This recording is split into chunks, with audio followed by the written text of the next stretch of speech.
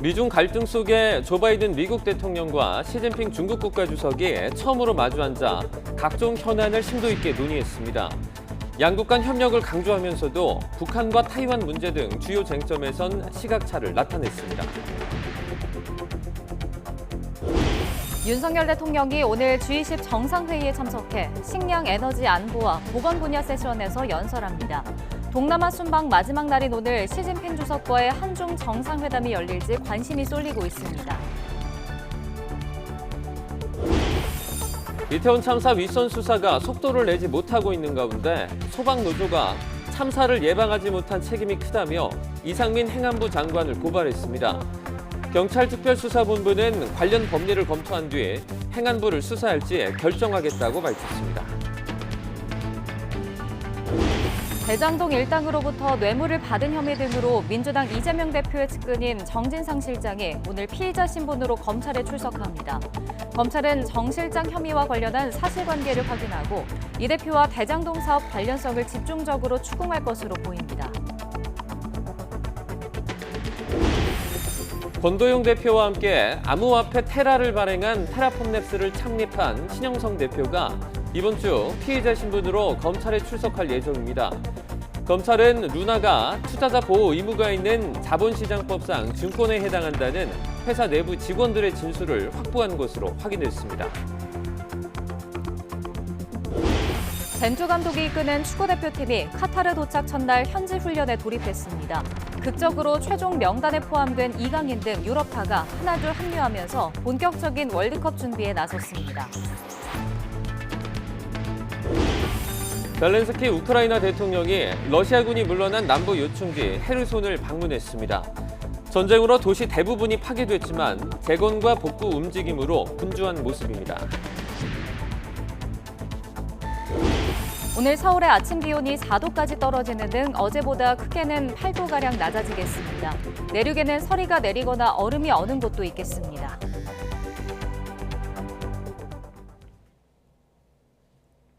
시청자 여러분 안녕하십니까? 11월 15일 화요일 굿모닝 YTN 2부 시작합니다.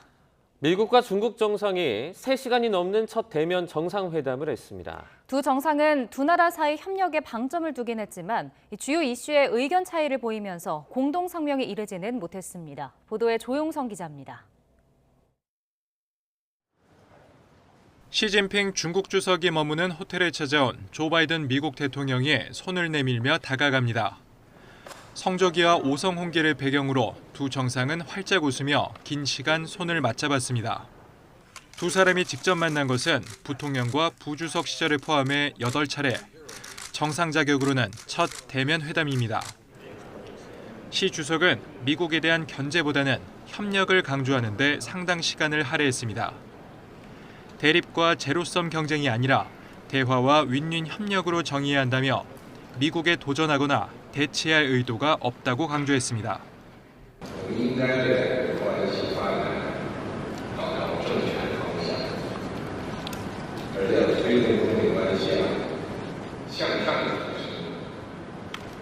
하지만 양국 관계를 벗어난 의제에 대해서는 이견도 보였습니다. 바이든 대통령은 북한이 장거리 미사일을 발사하면 안 된다는 점을 분명히 하는 것이 중국의 의무라고 말했다면서도 중국이 북한을 제어할 수 있다고 확신하기는 어렵다고 밝혔습니다. 또 타이완 문제를 두고 시 주석은 미중 관계에서 넘으면 안 되는 첫 번째 레드라인이라며 타이완 독립에 선을 그었고 바이든 대통령은 일방적인 현상 변화에 반대한다는 표현으로 중국의 타이완 강제 병합의 우려를 드러냈습니다. We discussed that. One China policy, our one China policy has not changed. Has not changed. We oppose unilateral change in the status quo by either side, and we're committed to maintaining the peace and stability in the Taiwan. 두 정상은 우크라이나를 침공한 러시아의 핵 사용 위협에 대해 핵 전쟁은 절대 일어나선 안 된다는 점의 뜻을 함께했습니다. 3시간을 넘긴 미중 정상회담은 두 나라 협력을 강조했지만 주요 의제를 확인하는 선에 그치며 공동 성명은 채택하지 않았습니다. YTN 조용성입니다. 미국과 중국 지도자 사이에 가장 불꽃이 튄 사안은 역시 타이완 문제였고 북한 이슈를 놓고도 접점을 찾지 못했습니다.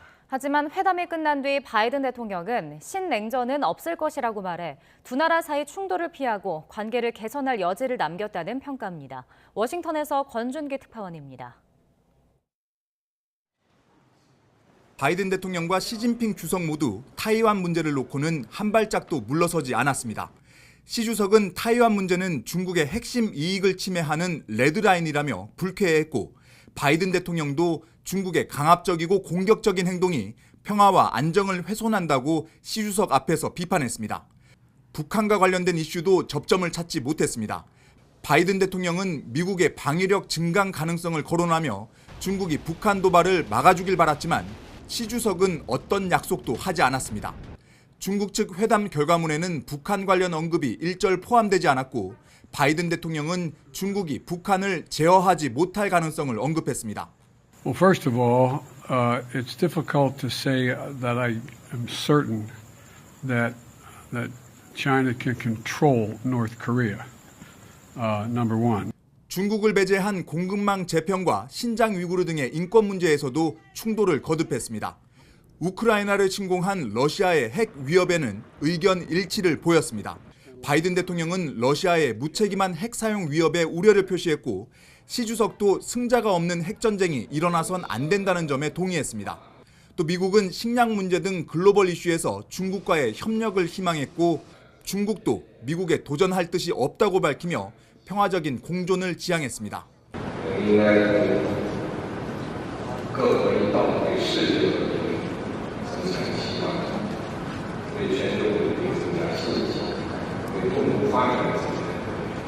특히 바이든 대통령은 타이완 문제와 관련해 중국의 즉각적인 침공 가능성은 없어 보인다며 신냉전 가능성을 일축했습니다.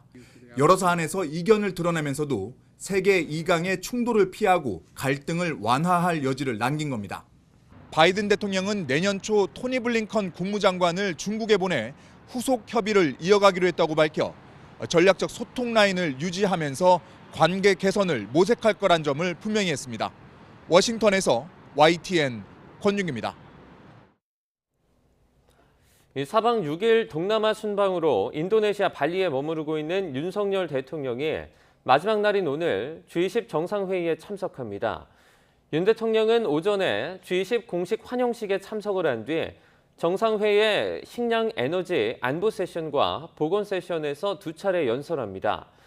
윤 대통령은 정상들과의 오찬과 만찬 이후 밤늦게 귀국할 방침인데, 이 사이 시진핑 중국 국가주석과의 한중 정상회담이 열릴지에 관심이 쏠립니다. 대통령실은 순방을 떠나기 전에는 한중 정상회담 개최에 부정적인 관측을 내놨지만 순방 이틀째 브리핑에서는 계속 지켜봐달라고 언급해 성사 가능성에 여지를 남겼습니다. 소방노조가 재난안전주무부처 수장인 이상민 행정안전부 장관을 경찰에 고발했습니다. 경찰청 특별수사본부가 윗선 수사에선 진척을 보이지 못한다는 지적도 이어지는데, 특수부는 행안부 수사에 대해서 여전히 관련 법령을 검토하고 있다는 입장입니다. 보도에 박정현 기자입니다.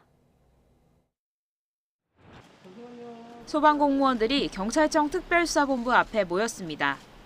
재난안전주무부처의 수장인 이상민 행정안전부 장관을 직무유기와 업무상 과실치사상 혐의로 고발하기 위해서입니다.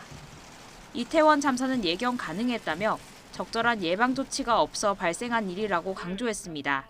실제 현장에서 대응의 대원들의 위주로 지금 현재 수사가 이루어지고 있고, 가장 핵심적으로 예방적인 조치를 취하지 못한 부분은 행안부 장관이나 그 윗선에서 결정하고, 전국 공무원 노조 소방청지부도 서울 용산소방서장과 지휘팀장을 입건한 건 꼬리 자르기식 수사라고 규탄했습니다.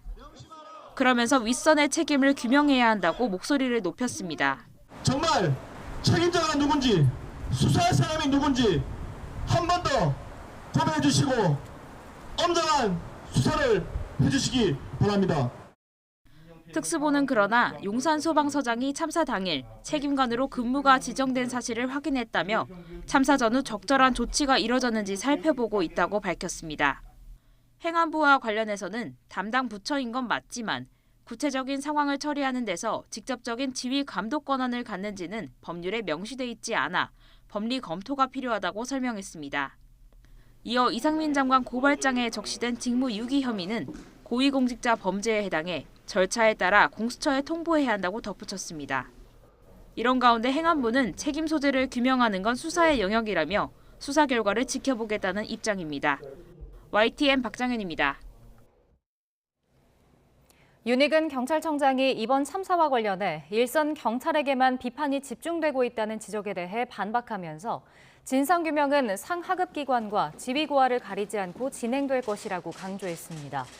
윤 청장은 서면 기자간담회에서 이같이 말하고 지휘부가 어떻게 책임을 어떻게 질 것인지에 대해서는 특별수사본부 수사가 진행 중인 만큼 진상규명이 먼저라고 생각한다고 답했습니다.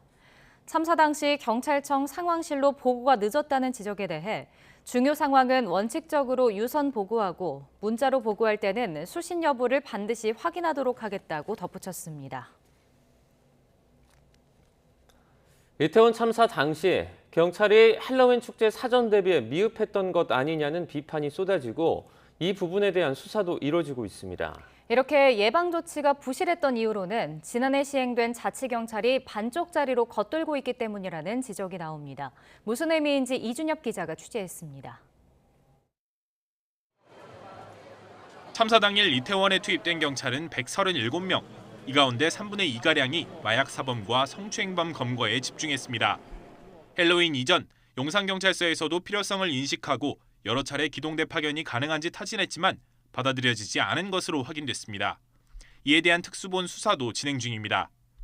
법적으로 많은 사람이 몰리는 행사를 관리하거나 안전사고를 예방하는 업무는 자치경찰위원회의 소관입니다. 그런데 자치경찰위원회는 참사 이틀 전 헬로윈 대책을 경찰로부터 보고받고도 아무런 지침을 내리지 않았습니다. 오히려 당시 기동대 투입이 가능한지 알아봤다고 밝힌 부서는 자치경찰이 아니라 국가경찰 소속인 용산서 112 상황실입니다.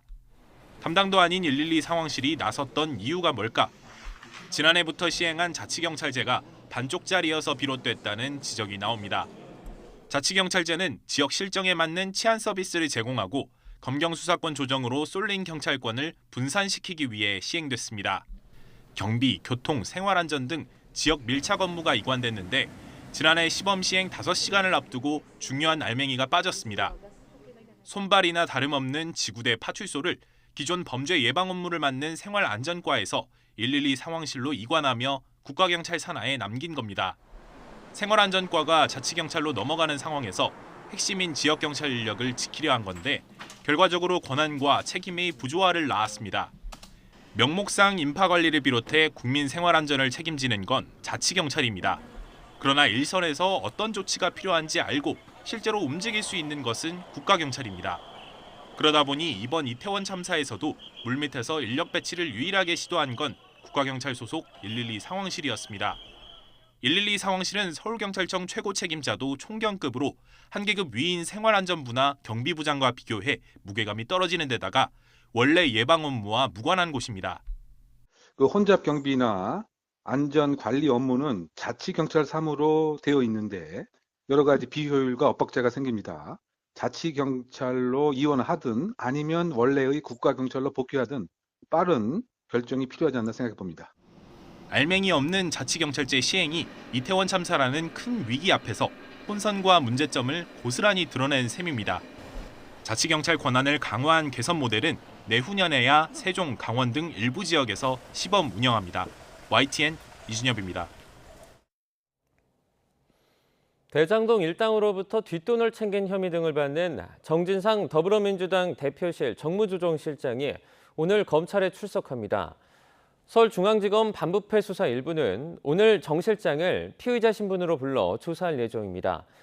검찰은 오늘 조사에서 정 실장 혐의와 관련한 사실관계를 확인하고 특히 상사였던 이재명 대표가 정 실장의 범행에 개입을 하거나 알고 있었는지 등을 집중 추궁할 전망입니다.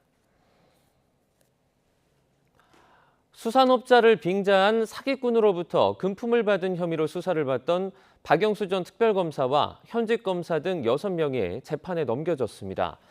박 전 특검은 수사 과정에서 이용료를 모두 돌려줬다고 주장해왔는데 검찰은 거짓 주장으로 판단했습니다. 다만 같이 연루됐던 김무성 전 의원은 증거 불충분으로 기소를 면했습니다. 임성호 기자입니다. 지난해 4월 100억 원대 사기 혐의로 구속된 김모 씨의 진술은 정관계를 떠들썩하게 했습니다. 수산업자를 빙자해 사기를 치는 과정에서 정치인과 현직 검사, 전현직 언론인에게 전방위로 금품을 뿌렸다고 폭로한 겁니다. 특히 금품 수수 의혹에 휩싸인 인물들 가운데 박근혜 국정농단을 단죄한 박영수 전 특검과 김무성 전 미래통합당 의원도 포함된 것으로 드러나 논란이 일파만파 번졌습니다. 이후 경찰은 금품을 제공한 김 씨와 박 전 특검, 김 전 의원 등 8명을 청탁금지법, 이른바 김영란법 위반 혐의로 송치했습니다. 김영란법 위반 혐의는 공직자가 한 번에 100만 원 또는 한 해에 300만 원을 넘는 금품을 받거나 요구할 때 적용됩니다. 직무 관련성이나 대가성과 상관없이 처벌받습니다. 1년 넘게 보강 수사를 벌여온 검찰은 이들 가운데 6명을 불구속 상태로 재판에 넘겼습니다. 박영수 전 특검은 김 씨로부터 고가의 포르쉐 차량을 무상 대여받아 쓰고 여러 차례 수산물을 받는 등 금품 336만 원어치를 챙긴 혐의를 받습니다. 현재 검사인 이모 부부장 검사도 포르쉐 차량 등을 공짜로 쓰고 자녀 학원비와 수산물을 받는 등 금품 849만 원어치를 수수한 것으로 드러났습니다. 전현직 언론인들도 함께 재판에 넘겨졌습니다. 엄성섭 TV조선 해설위원은 외제차 무상 이용과 풀빌라 접대 등 1,000만 원 가까운 향응을 받은 혐의가 드러났고 이동훈 전 조선일보 논설위원과 이모 전 중앙일보 기자도 각각 골프채를 받거나 외제차를 공짜로 쓰는 등 수백만 원어치 금품을 받은 혐의가 적용됐습니다. 검찰은 신분이나 수수한 액수와 관계없이 모두 정식 재판을 청구했다며 죄에 상응하는 형이 선고될 수 있도록 공소 유지에 최선을 다하겠다고 밝혔습니다. 다만 함께 연루된 김무성 전 의원은 기소를 피했습니다. 김 전 의원 역시 가짜 수산업자를 통해 고가의 승용차를 무상 이용했다는 혐의를 받았지만 경찰 수사 전 해당 사실을 알고 차량 대여료를 지급해 혐의를 벗었습니다. YTN 임성호입니다. 루나 폭락 사태를 수사하는 검찰이 권도영 테라폼랩스 대표와 그 소환 조사할 벤처 사업가 신현성 씨에게 적용한 혐의가 자본시장법 위반입니다. 암호화폐 루나가 공동의 사업에 투자해서 수익을 얻는 투자계약 증권에 해당한다는 건데 최근 검찰은 혐의 입증의 핵심 증거가 될 테라폼랩스 직원들의 진술을 확보했습니다. 신지원 기자의 단독 보도입니다. 2018년 9월 권도영 테라폼랩스 대표는 티켓몬스터 창업자인 유명 벤처 사업가 신현성 씨와 동업을 시작합니다. 암호화폐 루나와 연동돼 가격이 1달러에 고정되는 또 다른 암호화폐 테라. 테라를 이용한 간편 결제 시스템 차이페이가 출시했습니다. 루나를 맡기면 연이율 19.5%를 보장하는 투자 상품 앵커 프로토콜도 추진됐습니다. 검찰은 이 같은 수익 구조가 자본시장법상 투자계약증권의 구성 요건과 같다고 보고했습니다. 앵커 프로토콜, 차이페이 등이 공동의 사업이고 여기에 투자하는 루나는 투자계약증권이라는 논리입니다. 실제로 YTN 취재 결과 테라폼랩스 전 직원들은 검찰 조사에서 기존 금융투자 상품을 참고해 루나의 수익 모델을 개발했다고 말했습니다. 특히 검찰은 루나를 증권으로 인정하는 테라폼랩스 관계자들의 진술도 받아낸 것으로 알려졌습니다. 루나의 증권성을 입증할 정황은 또 있습니다. 검찰은 루나를 발행하거나 소각해 테라 가격을 1달러에 고정하는 방식이 주식시장에서 주가 부양에 쓰이는 자사주 소각과 다름없다고 보고 있습니다. 회사의 주식 가치를 이제 상승시키기 위한 목적으로 이제 이루어지는 경우도 있는데 루나 같은 경우에도 테라에서 얻은 그 거래 수수료 이런 것들을 통해 가지고 루나를 소각시킴으로써 루나의 가치를 상승시키려고 하는 증권이라면 투자자 보호 의무가 있습니다. 순식간에 폭락해 손쓸 새 없이 투자금을 잃은 피해자들에 대한 배상 가능성이 열린다는 얘기입니다. 매매 계약은 내가 소비를 위해서 완전히 한번 사면 끝이잖아요. 투자 계약이라는 것은 내가 사고 나서도 지속적인 관계가 있는 거죠. 이와 함께 검찰은 국내 암호화폐 거래소 관계자들을 불러 루나 폭락 전 자금 거래 내용과 함께 부실 가능성을 사전에 인지했는지도 조사하고 있습니다. YTN 신지원입니다. 월드컵 16강 진출에 도전하는 축구대표팀이 카타르에 도착한 첫날부터 훈련을 소화했습니다. 유럽파들이 하나둘 팀에 합류하면서 본격적인 월드컵 준비에 돌입했습니다. 카타르 현지에서 허재원 기자가 보도합니다. 짙은 어둠이 깔리고 선선한 바람이 불어오는 카타르 도하 외곽의 알 에글라 훈련장. 월드컵 16강에 도전하는 축구대표팀 선수들이 밝은 표정으로 그라운드에 들어섭니다. 10시간의 긴 비행 끝에 도착한 지 12시간 만에 첫 훈련을 소화한 겁니다. 소속팀에서 긴 부진에 빠져있는 황의조는 일찌감치 카타르에 도착해 본격적인 월드컵 준비에 나섰습니다. 일단 남은 기간 부상 없이 아픈 데 없이 잘 준비한다면 최대한 100%로 맞출 수 있게 또 잘 준비를 하면 될 것 같습니다.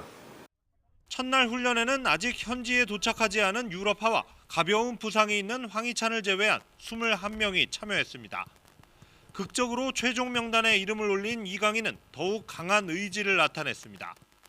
꼭 오고 싶고 꼭 뛰어보고 싶었던 월드컵을 뛰는 수 있다는 기회가 생기는 거에 너무 행복했던 것 같습니다. 이틀째 훈련에는 김민재와 황인범, 이재성과 정우영까지 합류해 더욱 본격적인 전술 다지기에 돌입할 예정입니다. 주장 손흥민이 16일 새벽 카타르에 입성하면 우리 대표팀은 완전체를 이루게 됩니다. 이곳이 우리 대표팀의 월드컵 전초기지 역할을 할 베이스 캠프입니다. 훈련 첫날 모든 게 순조로운 가운데 월드컵 16강을 향한 힘찬 첫 발걸음을 내디뎠습니다. 카타르 도하에서 YTN 허재원입니다. 중동에서 열리는 첫 월드컵인 2022 카타르 월드컵, 이제 일주일 앞으로 다가왔습니다. 도하에는 손흥민 선수의 대형 사진이 걸리며 월드컵에서 주목받는 스타임을 입증했습니다. 김동민 기자입니다. 사상 처음으로 중동에서 열리는 월드컵이자 겨울에 열리는 카타르 월드컵. 월드컵 분위기는 도하 시내 곳곳에서 쉽게 느낄 수 있습니다. 대표팀 숙소가 있는 도하 중심가에는 손흥민 선수의 대형 사진이 내걸렸습니다. 브라질 공격수 네이마르, 폴란드의 레반도프스키 등 세계적인 선수들과 어깨를 나란히 한 것입니다.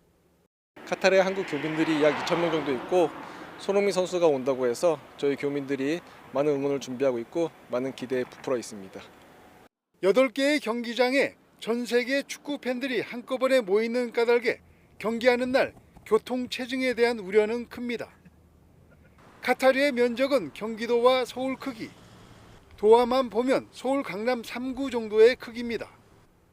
때문에 카타르는 월드컵을 개최한 가장 작은 나라로도 기록됩니다. 2022 카타르 월드컵은 우리 시간으로 월요일 새벽 1시 개최국 카타르와 에콰도르의 경기로 시작됩니다. YTN 김동민입니다. 축구대표팀 에이스 손흥민이 국제축구연맹 피파가 인정한 역대 월드컵을 빛낸 대표적 7번에 포함됐습니다. 피파는 소셜미디어에 월드컵 개막까지 7일 남았다는 글과 함께 등번호가 7번인 주요 선수들의 사진을 모아 올렸고 손흥민은 호날두, 베컴 등과 함께 뽑혔습니다. 손흥민은 자신의 첫 본선 출전이었던 2014년 브라질 대회에는 9번을 달고 나갔고 2018년 러시아 월드컵에는 7번으로 출전해 이미 3골을 터뜨렸습니다.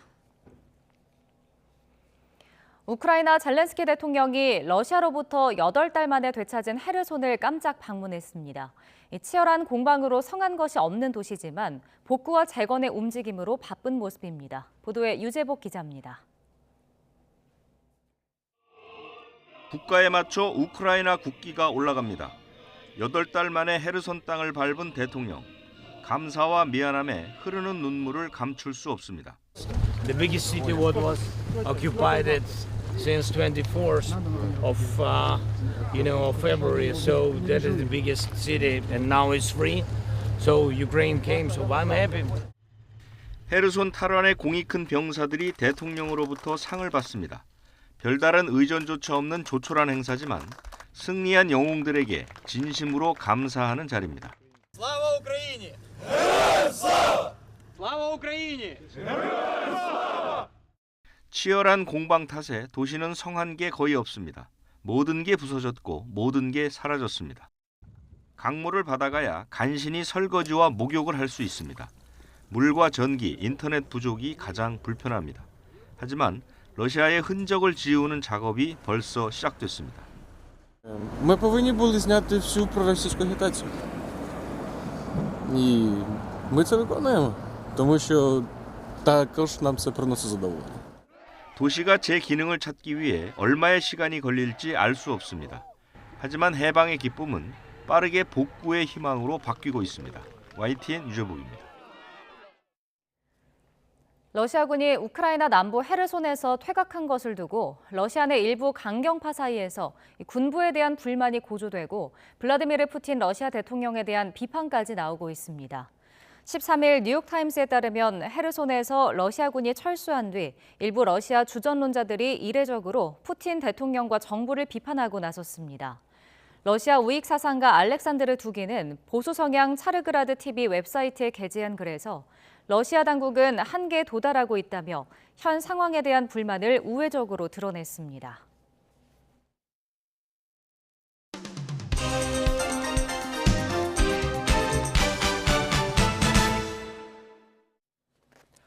네, 11월 15일 화요일입니다. 오늘 아침 신문은 어떤 소식을 다뤘는지 짚어보겠습니다. 이현웅 아나운서가 주요 내용 정리해왔습니다. 어서 오세요. 안녕하십니까?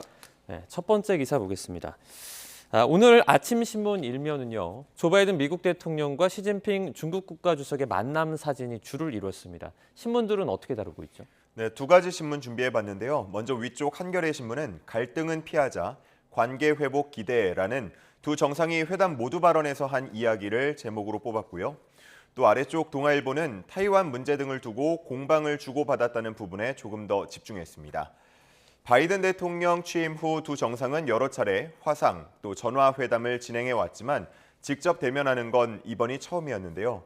그렇다 보니까 어떤 분위기일지 지켜보는 사람들도 모두 긴장했다고 합니다.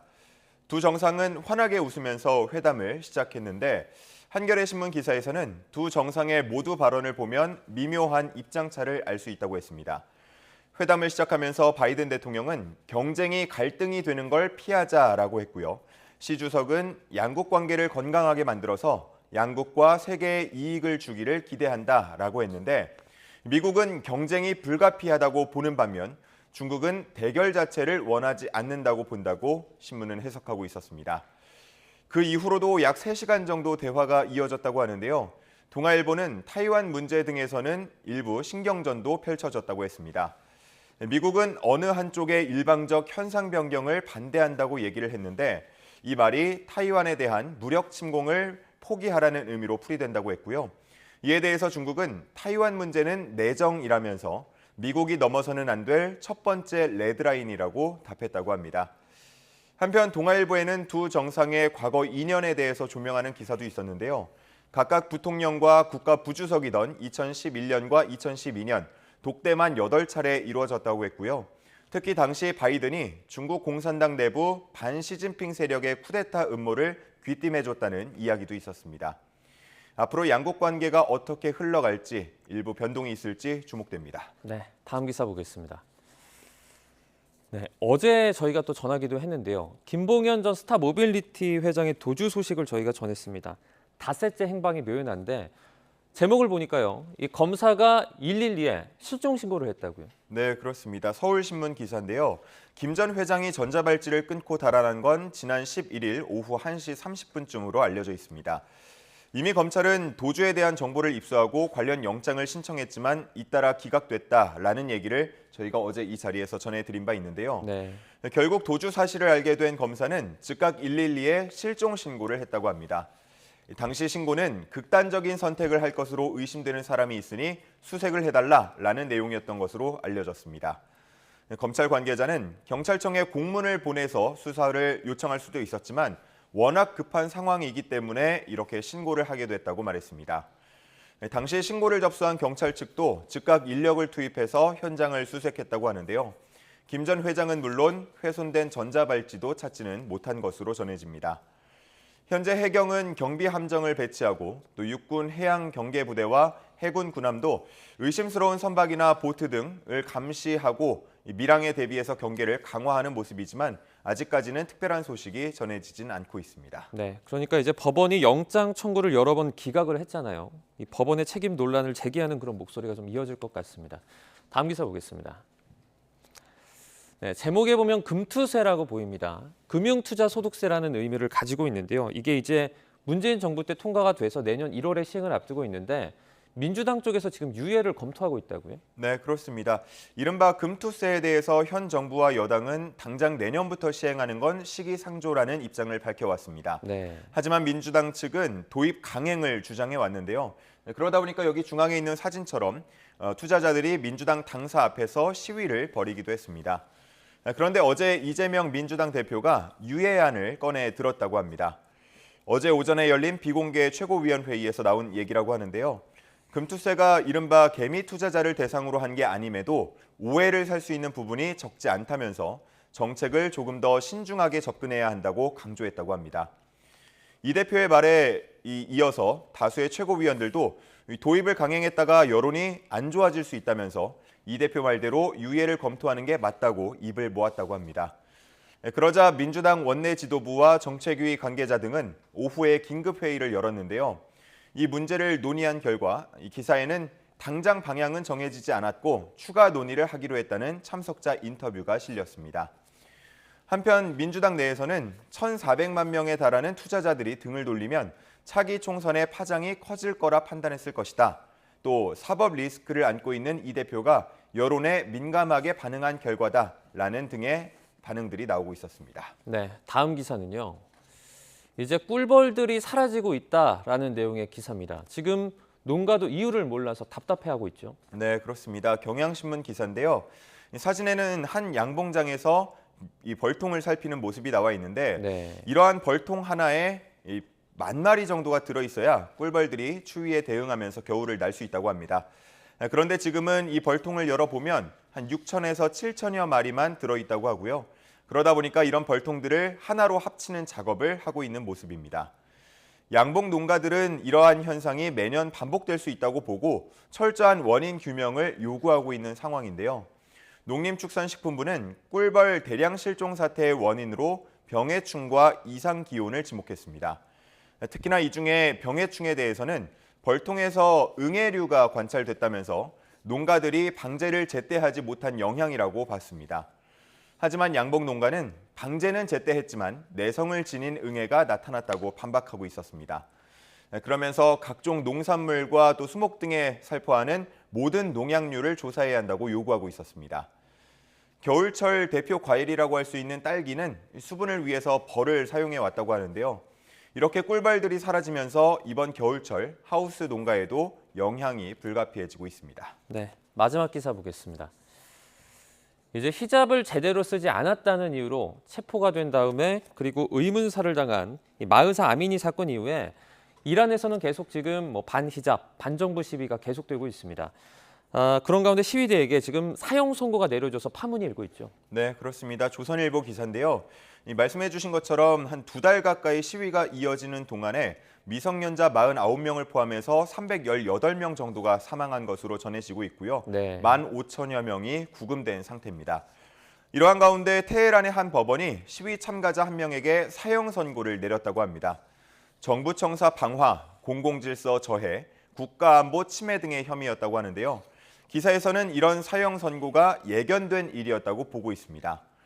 알리 호세인 하메네이 이란 최고 지도자는 시위대를 향해서 폭동이라면서 강경 진압 방침을 밝힌 바 있고요. 이란 국회의원들도 시위대에 대한 사형 선고를 촉구하기도 했습니다. 앞으로 희생자가 더 늘어날 수 있는 이러한 상황에 독일과 프랑스 정상은 이란 정부를 강력히 비판했고요.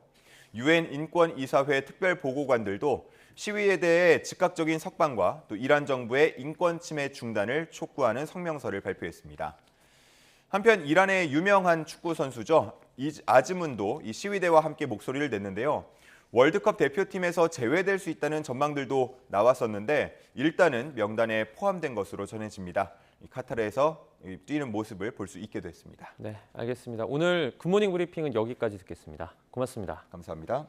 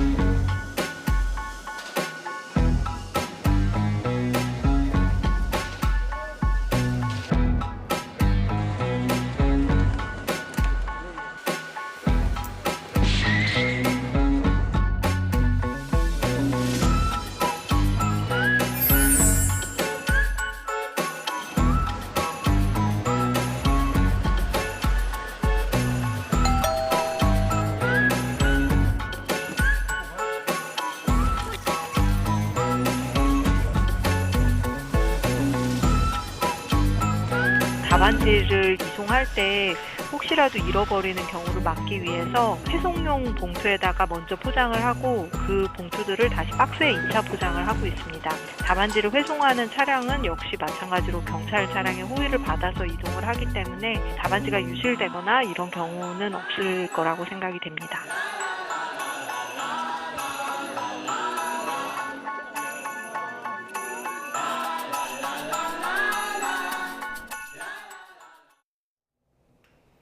(2023학년도) 대학 수학능력 시험이 이틀 앞으로 다가왔습니다.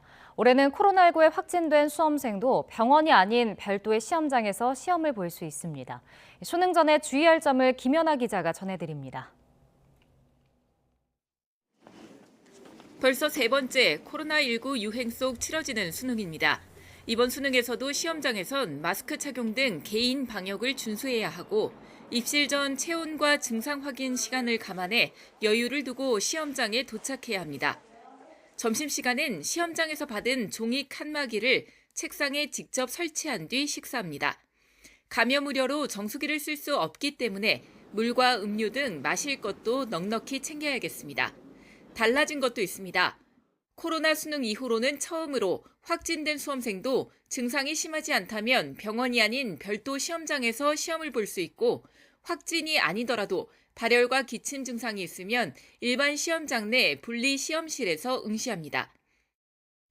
코로나가 지금 다시 또 이제 확산되고 있기 때문에 특히 이제 잘 분리돼서 시험을 치를 수 있도록 지금 분리 시험장 수도 충분히 지금 저희들이 확보를 하고 있고요.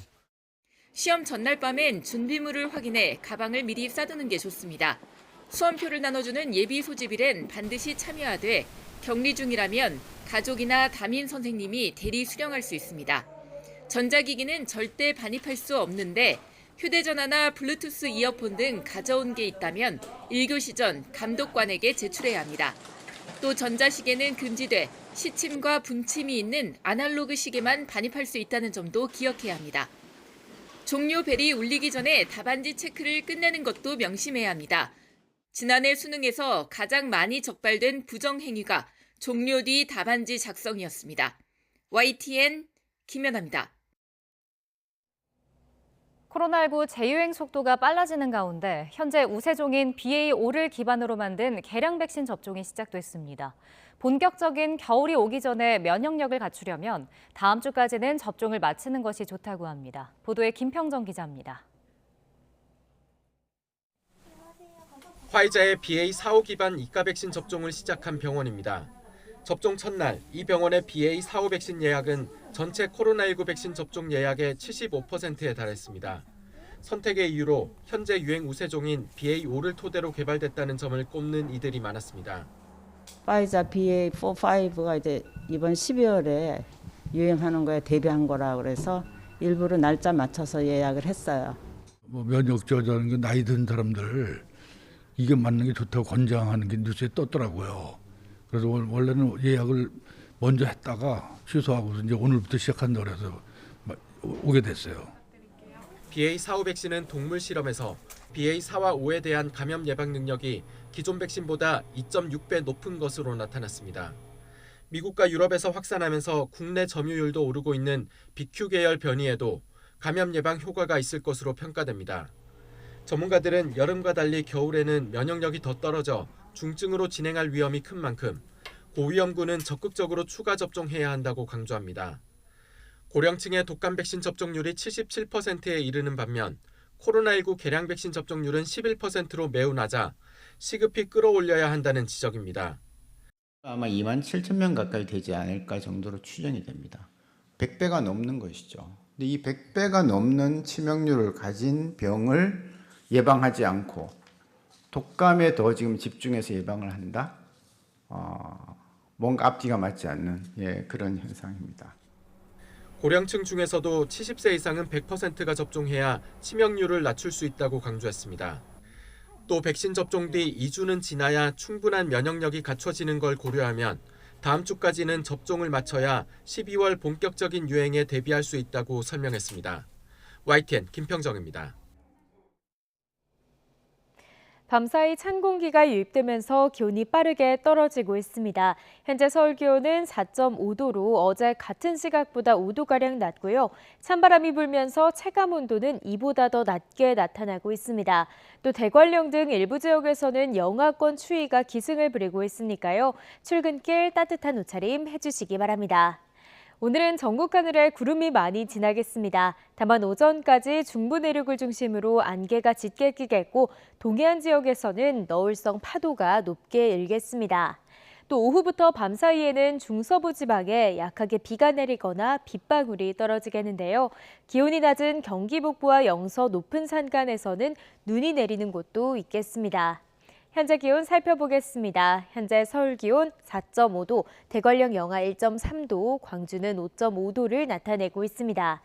오늘 낮 기온은 어제와 비슷하겠습니다. 서울 한낮 기온 13도, 대전 15도, 대구와 울산은 16도가 예상됩니다. 다가오는 목요일에는 대학 수학 능력 시험이 예정돼 있는데요. 전국이 대체로 맑은 가운데 입시 추위는 없겠습니다. 다만 일교차가 크게 벌어질 것으로 보이니까요. 옷차림과 건강관리에 각별히 유의해 주시기 바랍니다. 지금까지 날씨 정보였습니다.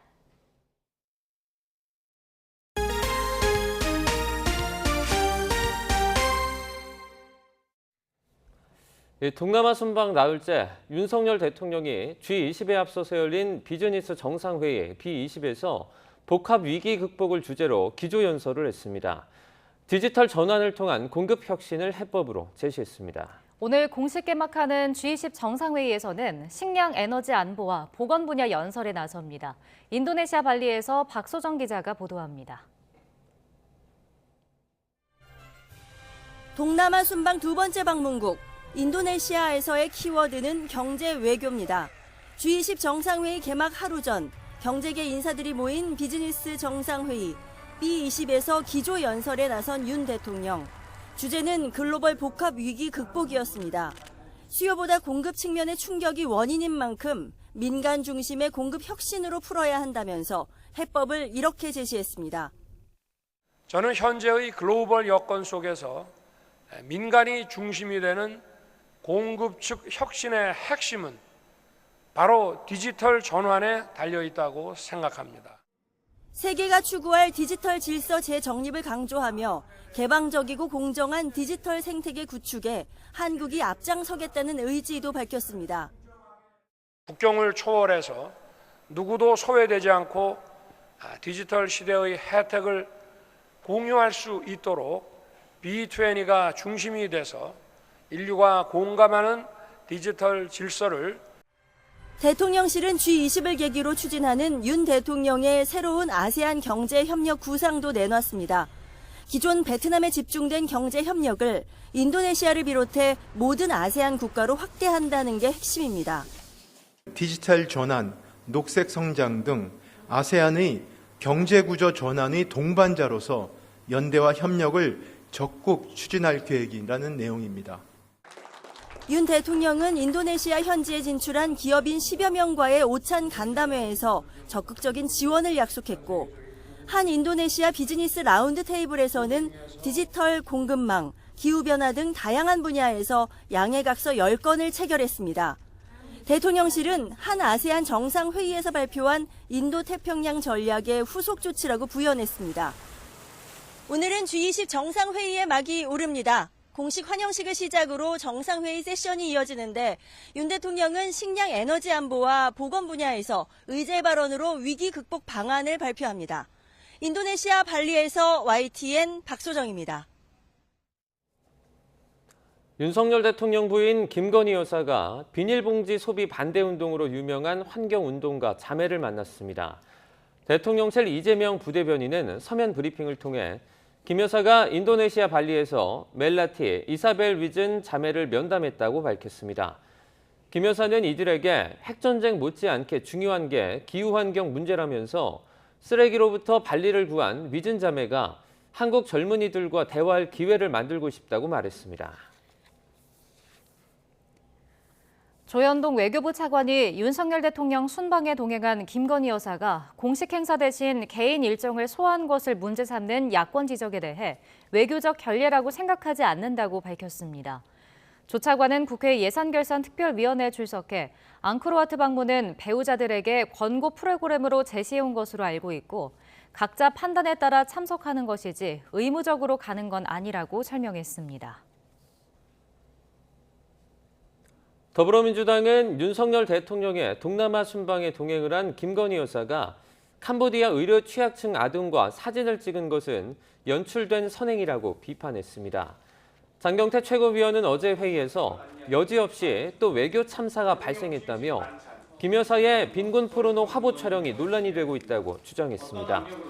같은 당 김용민 의원은 자신의 SNS에 고통을 받는 사람들을 장식품처럼 활용하는 사악함을 버리길 바란다고 썼고 김진애 전 의원도 영부인은 공적인 신분이지 유명인이 아니라고 지적했습니다.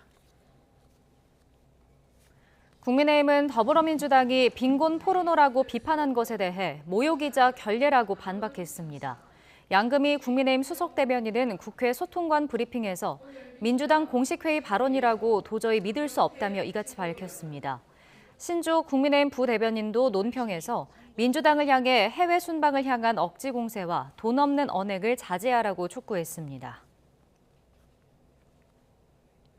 국회 예산결산특별위원회에서는 이상민 행정안전부 장관이 이태원 참사 책임 회피를 위해 발악을 하고 있다는 더불어민주당 강선우 의원의 발언을 놓고 여야 간에 설전이 오갔습니다. 강 의원은 결국 자신의 발언에 유감을 표명했습니다. 직접 들어보시겠습니다. 법적인 책임을 어떻게든 회피하고자 발악을 하고 있습니다.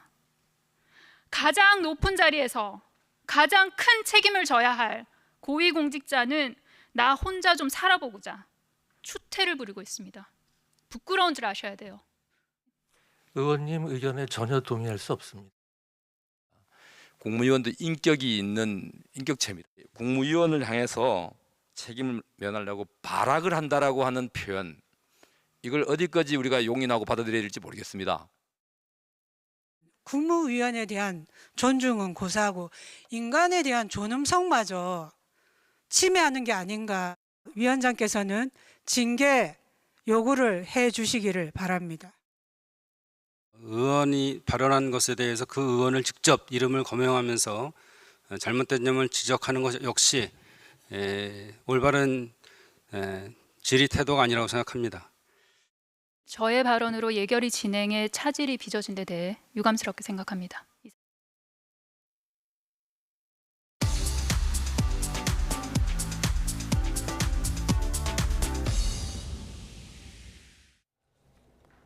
경제 소식을 빠르게 알려드립니다. 네, 오늘 굿모닝 경제는 권혁준 경제평론가와 함께하겠습니다. 어서 오십시오. 어서 오세요. 네, 안녕하십니까. 네, 세계 3위 가상화폐 거래소입니다. 미국의 FTX가 지난주에 파산 신청을 하면서 파장이 일파만파 커지고 있습니다. 네. 지금 부채 규모가 66조 원인데요. 네. 가상화폐 업계의 역사상 최대 규모의 파산이 아닐까 생각을 하는데 대체 이 정도의 규모 돈이 어디로 갔을까요? 지금 제가 봤을 때 이게 드러나고 있는 게 빙상의 일각이 아닐까 저는 생각을 하거든요. 네. 사실 드러난 그 부실액만 지금 최대 한 66조 원 이렇게 보고 있는데 제가 봤을 때는 뭐 파생상품까지 엮이게 되면은 전 더 큰 금액이 이제 최대 피해금으로 나올 거다 이렇게 보고 있습니다. 네.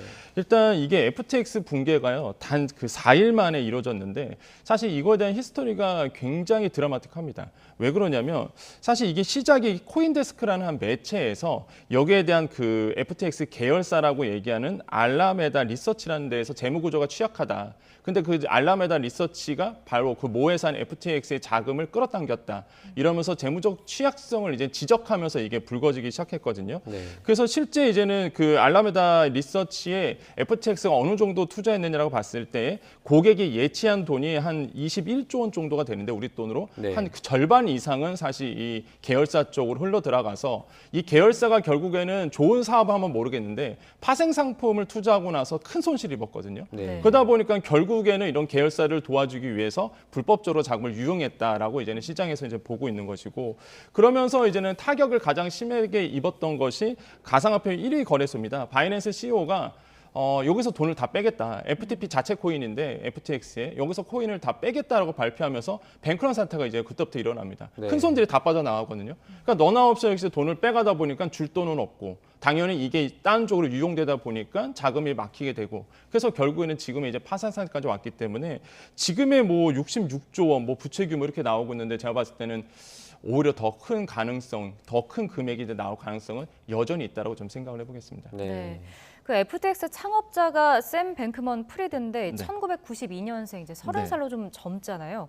근데 이번 사태 이후 뭐 아르헨티나로 도피했다라는 도피설이 나오기도 했는데 본인이 아니라고 밝히지 않았나요? 예, 본인이 이제 아니라고 얘기하고 있고요. 지금의 이제는 시장에 따르면은 언론에서 나오고 있는 얘기는 아르헨티나는 뭐 도피했다라는 설도 나오고 있고, 네. 근데 현재로는 지금 이제는 버하마에 머물고 있다, 바하마에 머물고 있다라고 이제 나오고 있습니다. 그래서 네. 사실 대표적인 조세 회피처거든요, 바하마 같은 경우는. 근데 여기에 본사가 있다 보니까 지금 뭐 여기에서 경찰의 조사를 받고 있다라고 나오고 있는데 네. 대표적인 성공 신화를 썼습니다. 창업했을 때가 28살이었거든요. 네. 그러다 보니까 뭐 대표적인 뭐 억만장자.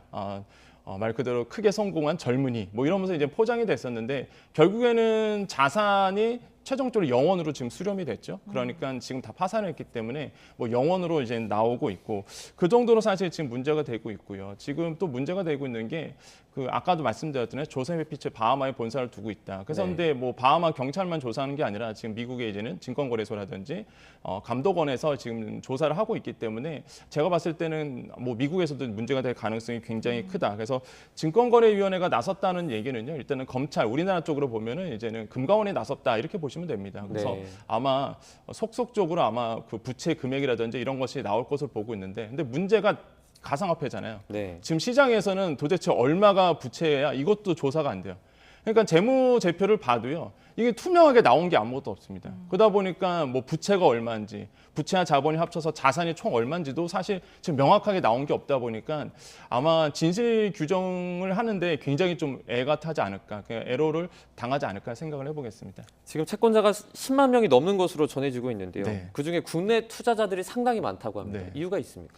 일단 국내 투자자들의 저는 욕심이라고 생각을 해보거든요. 왜냐하면 한국에 있는 거래소, 뭐 대표적인 5대 거래소가 있는데 네. 사실 코인 자체가 외국보다 활성이 적고요. 그다음에 신생 코인이라든지 이런 것들도 한국 내 거래소에서 되고 있는 거래 코인들이 외국보다는 사실 적을 수밖에 없고 무엇보다 이제 하이 리스크를 즐겨 하시는 분들이 있습니다. 말 그대로 이제 더 많은 수익을 얻기 위해서 하이 리턴을 얻기 위해서 그 선물 투자라든지 파생 상품에 투자를 하고 싶어 하는데 국내 거래소에는 이게 한계가 있거든요. 그러다 네. 보니까 외국 거래소를 많이 선택할 수밖에 없고요. 대표적인 게 FTX라고 보시면 되겠죠. 그래서 선물 거래를 위해서 아마 외국에 많이 투자하지 않았을까라고 보고 있는데 이게 지금 봤더니 우리나라 사람들이 이제 투자했던 게 지금 뭐 차트에 보듯이 FTX 이용자 현황 보면 한국이 제일 많습니다. 네. 6.21%거든요.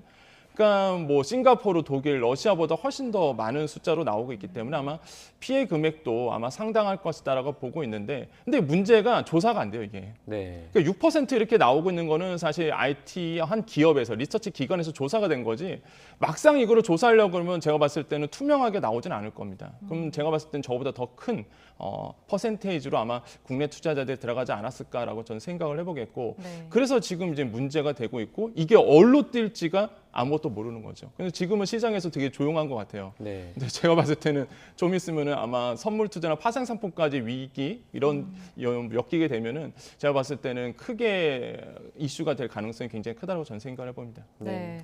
이제 문제는 이제 그 투자금을 되찾을 수 있냐라는 걸 텐데 네. 사실 지금 앱도 먹통이라서 출금도 안 되고 만약 상장 폐지되면 국내 투자자들 피해는 더 커질 수밖에 없지 않을까요? 그렇죠. 피해를 당할 수밖에 없고요. 당연히 이제는 본인들이 선택한 일이다 보니까 그러니까 투자의 정설이 있죠. 본인이 투자한 거에 대해서는 누구도 원망하지 못한다. 네. 그러니까 이제 사실 투자한 거에 대해서는 고스란히 이제는 영원으로 수렴될 수밖에 없는 분위기로 될 수 있겠고 네. 사실 투자 자금 찾기는 어렵습니다. 뭐 외국 거래소 FTX에 투자했던 거는 지금 아예 앱이 안 되거든요. 네. 그다음에 이게 뭐 해킹될 수 있기 때문에 더더 앱이 막혀 있는 상태라서 직접적으로 투자하신 분들은 사실 뭐 돈을 뺄 수도 있고 뺄 수도 없는 상황으로 나오고 있고 다만 우리나라 이제 한국 거래소 안에서 이제 FTP 그러니까 FTX의 자산 코인이죠. 자체 코인인 FTT를 거래는 할 수 있습니다. 이것도 26일 날 이제 막도로 지금 되어 있기 때문에 그 상태에서 그 26일 안에서는 한국 거래소 안에서는 이게 거래가 돼요. 그런데 문제가 뭐냐면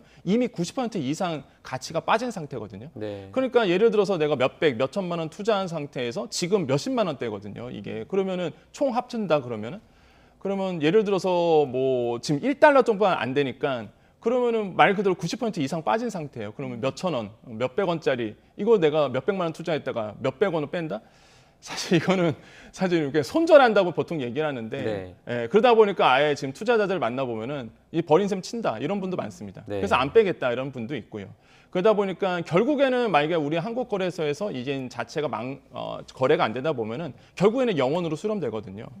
근데 가장 큰 문제가 루나 사태도 있었지만은 그 짧은 사이에 26일 안에 분명히 변동성이 심해질 거예요. 네. 그러니까 그 짧은 사이에 또 투자 이익을 얻겠다고 들어가신 분도 있고요. 또 나오신 분도 분명히 있을 겁니다.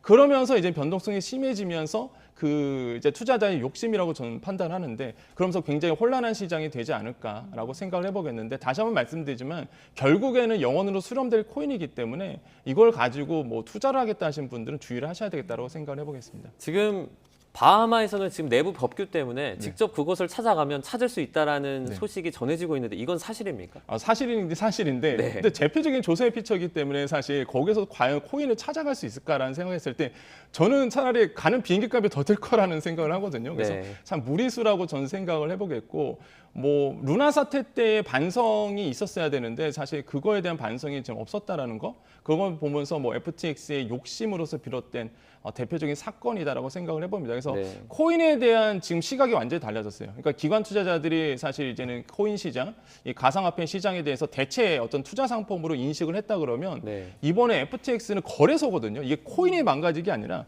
거래소 자체가 없어지는 거예요. 그러면은 우리나라를 보면 우리나라 5대 거래소 하나가 없어지는 거랑 똑같거든요.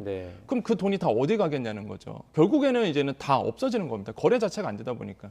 내가 그 거래소에서 투자하셨던 분들은 고스란히 모든 내가 투자했던 코인들이 다 사라지기 때문에 굉장히 그 어려운 상태로 갈 수 있다. 그래서 이번 사태를 통해서 우리나라의 그 가상화폐 시장이라든지 한번 점검이 좀 필요한 단계가 아닌가라고 좀 생각을 해보겠습니다. 네. 지금 그 가상화폐가 은행과는 달리 좀 보전받을 수 있는 제도는 없는 거잖아요. 그렇죠. 우리나라 같은 경우는 예금을 보호한다 그러면 예금자 보호 제도가 있습니다. 뭐 예금자 보험공사에서 사실 5천만 원 이내에서 시중은행 같은 경우에는 보호를 해주잖아요. 이자 포함해서. 근데 가상화폐 거래소 안에 있는 자금은요 자체적인 기금으로 해서 이제 보호를 묶어둬야 되는데 이번에 FTS의 문제가 뭐냐 그러면 그 돈을 묶어두는 게 아니라 예치해둔 게 아니라 그 돈을 이제는 유용했다는 게 문제거든요. 계열사로 투자를 했다든지 자체 코인을 가지고 또 대출을 받았다든지 이러다 보니까 문제가 되고 있다 보니까 뭐 보호받을 수 있는 제도권의 금융이 아니기 때문에 고스란히 피해를 받을 수밖에 없어요. 그래서 지금 그래서 가상화폐가 처음부터 이제 문제가 됐던 거고 그래서 이번 기회에 아마 제도권에 대한 이슈 다시 한번 불거질 거로 보여지고 있는데 분위기는 좋았습니다. 뭐 제도권으로 금융을 끌어당겨서 이 가상화폐가 어느 정도 법제화될 수 있다라는 분위기로 지금 가려고 했는데 이번에 다시 한번 이런 FTX의 파산 문제로 인해서 이거는 무리가 있다. 가상화폐는 말 그대로 금융권, 제도적 금융권에 오기에는 굉장히 위험한 리스크가 안고 있다는 것이 다시 한번 드러났거든요. 이런 문제가 과연 어떻게 또 우리나라의 그 법제화 시장에 어떻게 영향을 미칠지는 지켜보셔야 되겠다. 결론은 투자한 금액에서는 보호받을 수 없다라고 생각을 해봅니다. 근데 이제 이게 투자를 했다는 게 그러니까 거래소에 투자를 한 게 아니라 이제 거래소가 코인을 대식 소유할 수 있게 그 자금을 받아서 유통시켜 준 거잖아요. 네네. 그러니까 원래 그 투자금을 다른 곳으로 융통하는 것 자체가 불법이죠. 그렇죠. 다른 곳에 융통한 자체 원래는 예치라는 거를 해줘야 되거든요. 그래서 바이낸스 CEO가 이번에 FTX 문제가 생겼을 때 문제 지적을 했던 게 그거였어요. 이거를 왜 예치를 안 하고 다른 곳으로 유용을 하며 또 한 가지 그 계열사였던 리서치 쪽으로 왜 이거를 유용을 해서 투자를 손해보게 만드느냐 이렇게 볼 수가 있거든요. 그렇기 때문에 뱅크런 사태가 나오는 거고 신뢰를 완전히 잃어버린 거거든요. 그래서 그 자체적으로도 이제는 문제가 불법적인 문제가 불거질 수밖에 없다. 그래서 항상 거래소는 신용을 먹고 사는 곳이기 때문에 절대 그 고객에 대한 예치했던 돈, 펀드 자금에 대해서는 예치에 대한 부분들이 항상 주의 깊게 보셔야 된다. 우리나라 거래소도 제가 봤을 때는 문제될 가능성도 어느 때나 있습니다. 그래서 조사가 아마 이루어질 거라고 보여지고 있는데 안전성을 위해서 아마 우리나라 거래소 안에서도 발빠르게 움직이지 않을까. 신뢰 회복을 위해서 이렇게 보고 있습니다. 그 FTX 같은 경우에 그러니까 자체 거래소에 코인이 있잖아요. 그렇게 발행하는 건 합법입니까? 그거는 우리나라 거래소도 하고 있거든요. 우리나라 게임 회사들도 자체적으로 이제 발행을 하고 있잖아요. 코인 자체를요. 그래서 FTT라는 이제 코인을 자체 발행했던 건데, 근데 여기서 문제가 됐던 게 아까 말씀드렸지만 그 계열사가 그거를 초반에 많이 샀습니다. 그다음에 가격이 점핑 시켰어요. 그런 다음에 그 가치를 가지고 실물 경제에서 은행에서 돈을 투자를 받았거든요. 네. 근데 나중에 이제는 그 은행권에서 채권자들이 돈 내놔라 하는데 FTT 자체 코인은 가격이 떨어져 있다 보니까 이걸 또 갚아낼 수가 없는 거예요. 네. 그래서 지금 이제는 자금이 막히면서 이제 뱅크런 사태까지 온 거거든요. 그래서 자체 코인을 발행하는 건 문제는 아닌데 그것을 과연 어떻게 유용하느냐, 어떻게 활용하느냐, 운용하는 거에 문제에 있어서 실제적으로 지금은 자산 가치가 폭락했기 때문에 돈을 못 갚은 현상, 이것 때문에 이제 문제가 되고 있다고 생각해 봅니다. 네. 자, 이번엔 밤사이 해외 증시 살펴보겠습니다. 자, 급등세를 이어가던 뉴욕 증시가 오늘은 하락 마감했죠? 네. 뉴욕 증시가 최근에 좋았죠. 왜냐하면은 소비자 물가 상승률이 생각보다 좀 낮게 나왔기 때문에 네. 이런 부분에 대해서는 어느 정도 영향을 주었다가 어제는 이제 소폭 이제 하락을 한 상태로 이제 하락을 했습니다. 뭐 다우 지수가 0.21% 이제 하락을 했고요. 나스닥 지수도 한 0.77%, 그다음에 S&P 500 지수도 0.06% 이제 하락을 하면서 전체적으로 이제 좀 하락을 했다라고 보시면 되겠고요. 근데 여기서 본다 그러면 채권 금리가 좀 상승한 부분이 있었습니다. 그래서 시장에서는 어느 정도 소비자 물가 상승률이 예상보다 낮았기 때문에 어느 정도 좀 분위기가 좋았다가 사실 어젯밤에는 채권 금리가 상승하면서 이게 조금 주식에 영향을 줬는데 그런 이유가요. 일단 연준 이사가 어제 또 새벽에 또 인터뷰를 했어요. 금리 인상에 대한 기조는 계속적으로 이어갈 것이다. 이런 얘기가 나오면서 채권 금리 상승하게 되고 고스란히 이제 주가에 영향을 줄 수 있다라고 보시면 되겠고, 뭐 최근에는 그런 적이 있었습니다. 연준 부의장이 임금 인상 뭐 속도 곧 둔화될 것이다 이러면서 사실 주식시장에 좀 훈풍이 좀 분 부분이 있었거든요. 그래서 이런 부분도 복합적으로 좀 움직이고 있으면서 오늘입니다. 이제는 미국 생산자 물가 지수가 발표가 되는데 이 생산자 물가 지수가 이제는 몇 달 걸쳐서 이제 소비자 물가 지수에 영향을 미치거든요. 그래서 오늘 발표되는 생산자 물가 지수 과연 어떻게 나올지도 지켜보셔야 되겠습니다. 네. 이제 모건 스탠리가 경제 전망 보고서를 내놨는데요. 미국은 내년에 경기 침체를 간신히 면할 거다 이렇게 전망을 했는데 뭐 간신히에 초점을 맞춰야 될지 면할 거에 초점을 맞춰야 될지 모르겠지만 근거가 있습니까? 일단 고용이죠. 예. 고용 탄력성이 굉장히 좋습니다. 미국은. 지금 아마 뉴스에서 많이 보셨을 거예요. 네. 뭐 IT 기업, 특히 메타라든지 뭐 구글이라든지 알파벳이라든지 아니면 뭐 이런 어떤 기업들이 해고를 한다. 근데 그 규모가 몇천 명 막 이렇게 됩니다. 네. 근데 우리나라 같았으면 그 난리가 났거든요, 벌써. 근데 미국은 해고를 한다고 해서 그걸 다 받아들입니다. 고용의 탄력성이 뭘 어찌 보면은 이제 좋다고 볼 수 있고, 뭐 노동자 입장에서는 당연히 이거에 대해서는 막아야 될 이슈기도 한데, 아무튼간에 그 고용에 대한 탄력성이 굉장히 높다 보니까 뭐 말 그대로 기업이 어려워요. 그럼 가장 먼저 줄일 수 있는 거는 사실 근로자거든요. 그러면서 이제는 영업이익을 높이게 되죠. 판관비가 줄어들다 보니까. 그러다 보니까 이제는 뭐 시장에서 봤을 때 미국 같은 경우는 고용의 탄력성이 높기 때문에 이런 어려움, 지금 현재 이런 침체기 이런 것을 해결할 수 있다라고 이제 보고 있는 것 같습니다. 네. 그리고 영국과 유로존 경제 같은 경우는 침체의 늪에 내년도에 빠질 수 있다라고 그래서 이제는 분석을 하고 있고, 아까 말씀드린 것처럼 미국 같은 경우는 탄력적인 고용 시장으로 인해서 이 어려움을 극복할 수 있다라고 판단을 했고요. 중국 같은 경우에도 이제 코로나19 방역에 대해서 어느 정도 경제 활동을 재개하고 있습니다. 그래서 이것도 좀 긍정적으로 보고 있고, 그다음에 이제는 거의 더불어서 중국 시장이 살아난다 그러면 우리나라 시장 살아나거든요. 당연히 수출의 의존도가 높기 때문에, 그래서 신흥 아시아 국가들도 내년에 중국 경제와 함께 좀 살아날 수 있다 이렇게 평가를 하고 있고, 이거는 뭔가 모건 스탠리의 투자 은행에 대한 이슈이고요, 목소리이고요.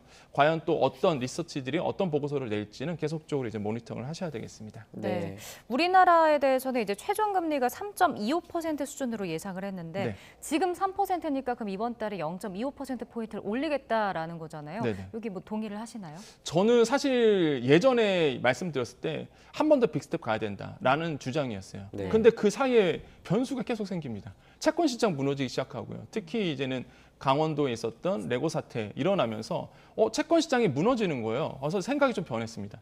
그 채권 시장이 압박을 받으면서 야, 이대로 금리 올리면은 안 되겠다는 생각이 드는 거예요. 그래서 한국은행도 아마 제가 봤을 땐 이번에 빅스텝은 단행하기 좀 어려운 시장으로, 왜냐하면 금리를 올리게 되면은 일단 채권 시장 막히거든요. 더 이상 이제는 돈 갖고 오기가 어렵습니다. 자금의 압박도 생기고, 그래서 제가 봤을 때는 그 사이에 있었던 변수로 인해서 이번에 베이비 스텝으로 갈 가능성은 커졌다라고 생각을 해봐요. 네. 저도 원래는 이제 빅스텝이었습니다. 근데 지금은 이제는 지금의 시장 환경, 그것이 매크로 환경이 변했기 때문에 베이비 스텝으로 가지 않을까라는 생각을 저도 이제는 생각을 해보겠고 이번에 이제는 금통위에서 과연 어떻게 결정을 내릴지. 금리에 대한 변화는요. 지금 가장 뜨거운 게 지금 이제 필드에서 가장 뜨거운 게 부동산이에요. 네. 뭐 정부도 지금 부동산 살리겠다고 지금 나서고 있고.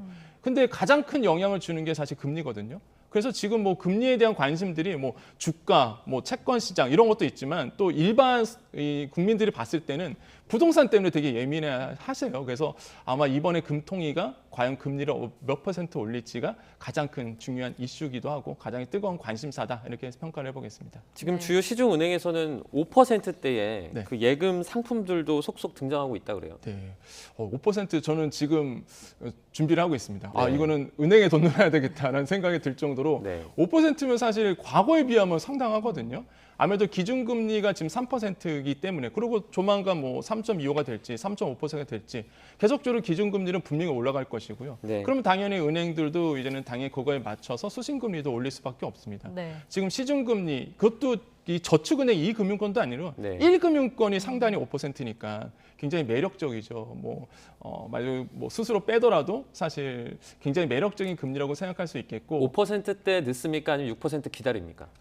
저는 이게 최근에 전 넣었습니다. 네. 사실 저축은행에서 사실 뭐 6%짜리가 이제 나와서 네. 저는 그거에 대해 사실 넣었거든요. 그래서 뭐 더 이상 뭐 기다릴 필요는 없을 것 같다. 어차피 뭐 물론 금리는 올라가니까 순수금리는 계속 높아질 건데 근데 사실 지금 왜 시중 은행들이 특히 저축은행이나 왜 사실 은행들이 왜 자금을 자꾸 땡기려고 할까라고 본다 그러면 역시나 BIS 비율을 맞추려고 하는 부분입니다. 네. 아마도 자본율을 높이려고 하는 부분이거든요. 그래서 제가 보기엔 단기적으로 운영할 거예요. 이 고금리 상태의 상품을. 그래서 뭐 지금의 여윳돈이 있으신 분들 같은 경우에는 뭐 본인의 판단이겠지만은 뭐 은행에 이런 고금리 상품에 넣어놔서 말 그대로 이자 수익을 얻는 것도 뭐 지금에 보면은 좋은 판단이라고 보실 수 있겠고 뭐 저뿐만 아니라 지금 역 머니무브라고 얘기하잖아요. 지금 뭐 말 그대로 머니무브라는 뜻은 내가 돈을 가지고 주식이나 부동산에 투자하는 걸 머니무브라고 얘기하고요. 반대 역 머니무브는 반대로 이제 부동산이나 주식 빼갖고 은행에 돈 넣으면 많이 주니까 이걸 은행으로 예치하는 거거든요. 그래서 지금의 뭐 트렌드는 역 머니무브가 지금 맞지 않나라고 생각을 해보겠습니다. 네. 네. 뭐 은행권 수신 금리가 이렇게 상승하는 만큼 대신에 대출 금리 걱정하시는 분들도 네. 많잖아요. 네. 뭐 대출 금리가 내년에는 9% 넘어서 10%까지 넘을 수 있다 이런 얘기도 나오더라고요. 가능성이 있죠. 왜 그러냐면 그러니까 수신금리가 높아지잖아요. 그러면 이제 여신금리가 같이 높아집니다. 왜 그러냐면 우리나라의 변동금리, 코픽스 금리를 추종하게 되거든요. 근데 이 코픽스라는 자체가 이제 예금의 이자를 추종하게 돼 있어요. 또 구조 자체가. 그러다 보니까 이 수신금리, 그러니까 예금 이자가 올라가게 되면 자연스럽게 대출금리도 올라가게 됩니다. 거기에 가상금리 붙이잖아요. 또 은행들은. 그래서 자연스럽게 물론 거기서 이제 우대금리를 빼주지만은 뭐 은행들 입장에서는 수익성을 최대시키기 위해서 우대금리는 줄이게 되고요. 가상금리를 더 높이게 되거든요. 거기에 이제는 코픽스 금리, 변동금리는 예금까지 추종하다 보니까 자연적으로 뭐 수신금리 높아지면 뭐 대출금리도 높아질 수밖에 없고요. 특히 이제 고정금리 같은 경우는 5년물 은행채를 쫓아가게 되는데 이것도 당연히 높아지다 보니까 대출금리가 상당할 거다라고 생각해 보겠고 주택담보대출 지금 상단이 6%의 전세자금 대출 상단이 7%입니다. 네. 제가 아까 말씀한 것처럼 정말로 뭐 말 그대로 뭐 9%대 고정금리가 나올 가능성은 제가 봤을 때는 충분하다라고 생각을 해보겠습니다. 네. 지금 사우디아라비아 왕세자가 모레입니다. 우리나라를 방문을 하는데 네. 4대 그룹 총수들과 만날 것으로 전해지고 있습니다. 네. 어떤 얘기들이 오갈까요? 그러니까 네옴시티거든요. 사우디아라비아에서 대대적으로 지금 짓고 있는 신흥 이제 도시라고 보시면 되는데 네. 엄청나게 큰 규모입니다. 그럼 거기에 들어가는 인프라 시설에 당연히 우리나라의 기업들이 참여할 수밖에 없고요. 대표적인 게 친환경 에너지는 SK와 한화그룹이겠고요. 그다음에 UAM이라고 얘기하죠. 도심항공 모빌리티라고 해서 항공에 말고 우리가 직선에서 타서 움직인다. 뭐 헬리콥터를 타고 움직인다 이런 건데 이게 현대자동차, 삼성전자 있기 때문에 아마 주요 기업들 CEO와 만나서 이런 네옴시티에 대한 얘기가 오가지 않을까 생각을 해봅니다. 네, 알겠습니다. 여기까지 듣겠습니다. 굿모닝 경제 권혁중 평론가와 함께했습니다. 고맙습니다. 네, 감사합니다.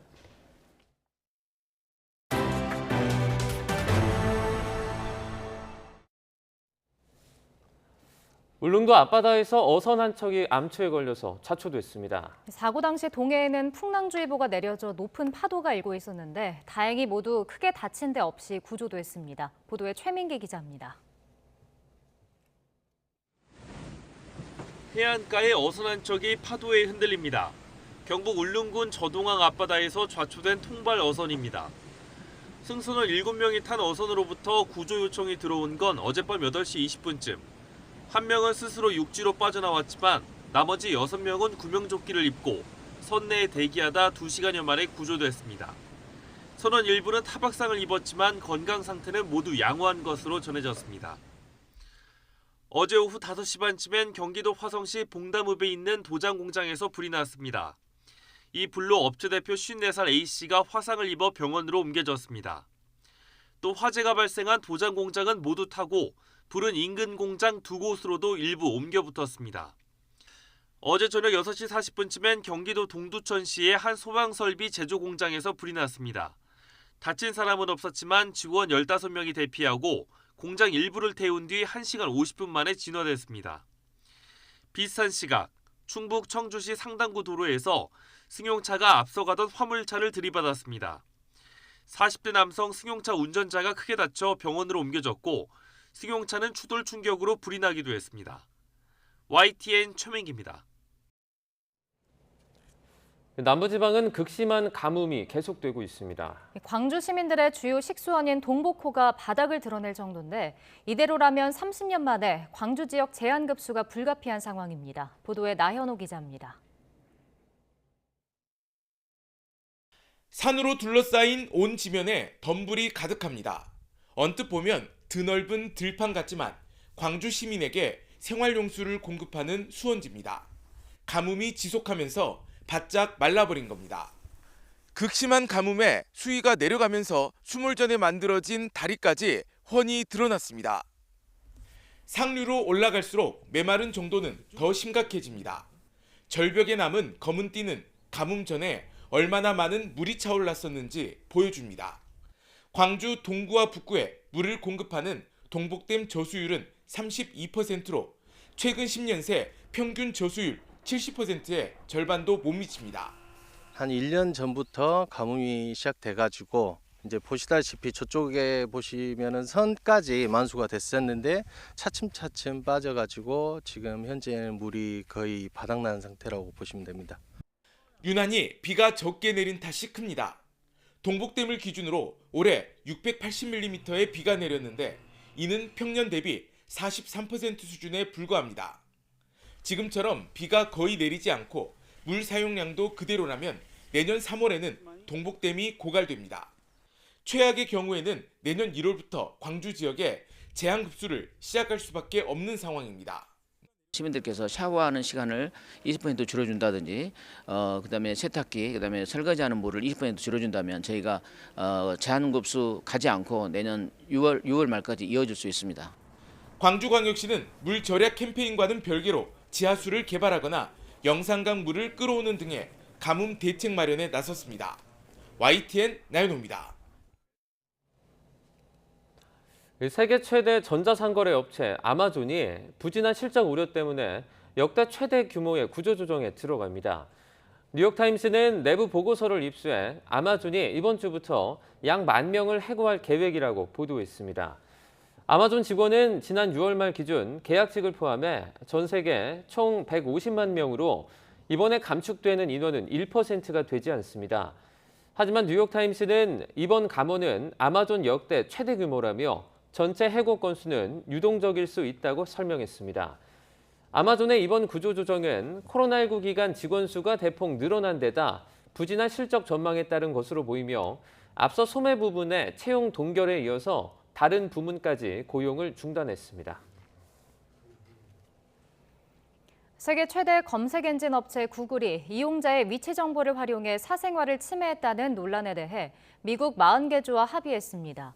코네티컷주를 비롯한 주 검찰총장은 성명을 통해 구글이 이와 관련한 조사 해결을 위해 3억 9,150만 달러, 우리 돈으로 5,206억 원을 지급하기로 합의했다고 밝혔습니다. 앞서 구글은 안드로이드와 아이폰에 탑재된 검색 엔진을 통해 이용자들이 위치 히스토리라는 기능을 비활성화한 뒤에도 위치 정보를 계속 추적했다는 의혹으로 주 정부의 조사를 받고 소송을 당했습니다. 검색 엔진 부문에서 광고 수익에 의존하는 구글은 위치 정보를 수집해 각 이용자를 겨냥한 맞춤형 광고에 이용해온 것으로 알려졌습니다.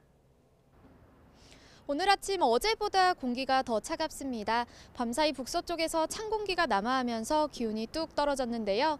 현재 서울 기온은 4.1도로 어제 같은 시각보다 5도나 낮고요. 찬바람의 체감 온도는 이보다 2도가량 더 낮습니다. 특히 철원 등 일부 내륙에서는 영하권 추위가 나타나고 있습니다. 오늘 외출하실 때는 따뜻한 옷차림으로 보온에 각별히 신경 써주시기 바랍니다. 오늘은 전국적으로 구름만 많은 날씨가 이어지겠습니다. 다만 오전까지 중부 내륙을 중심으로 가시거리 1km 미만의 짙은 안개가 끼는 곳이 있겠습니다. 또 오후부터 밤사이 중서부 지방에는 약하게 비가 내리거나 빗방울이 떨어지겠습니다. 특히 기온이 낮은 경기 북부와 영서 높은 산간에서는 비가 눈으로 바뀌어 내리는 곳도 있겠습니다. 현재 기온 살펴보겠습니다. 서울 4.1도, 대관령 영하 1.2도, 전주는 4.5도를 나타내고 있습니다. 낮 동안에도 찬바람이 불며 종일 쌀쌀하겠습니다. 서울 13도, 광주와 대전 15도, 대구 16도로 어제와 비슷하겠습니다. 수능일인 목요일에는 전국이 대체로 맑은 가운데 입시 추위는 없을 것으로 보입니다. 다만 일교차가 크게 벌어지니까요. 컨디션 관리 잘해주시기 바랍니다. 오늘 중부지방을 중심으로는 초속 15m 안팎의 강한 바람이 불겠습니다. 시설물 관리와 안전사고에 각별히 유의하시기 바랍니다. 지금까지 서울 상암동에서 YTN 원희다입니다. 화요일 아침 굿모닝 YTN은 여기까지입니다. 잠시 후 뉴스라이더가 방송됩니다. 시청해주신 여러분 고맙습니다.